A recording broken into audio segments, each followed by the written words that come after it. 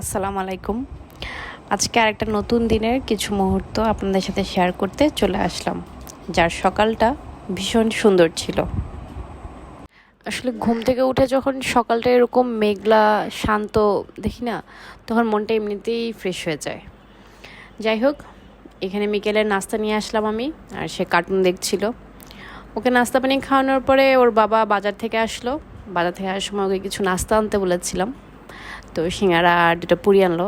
এই হলো বাজার, যেমন বাজার করে এনেছিল।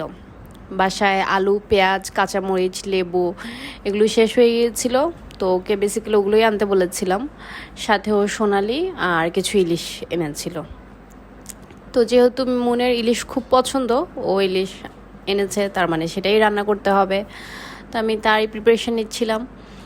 প্রথমে মশলাটাকে ভালো করে কষিয়ে ফেললাম, এরপরে আস্তে আস্তে ইলিশগুলোকে দিয়ে দিলাম। আর যখন ইলিশ রান্না করছিলাম, মানে মনের তো অস্থিরতার আর শেষই নেই, সে কখন খাবে। আসলে ইলিশ কার বা না পছন্দ, আমাদের বাঙালিদের ইলিশ বলতে একটা আলাদা ইমোশন কাজ করে। দেখতে তেমনটা সুন্দর না হলেও কিন্তু সেদিনের ইলিশ রান্না খেয়ে মনের খুব ভালো লেগেছিল।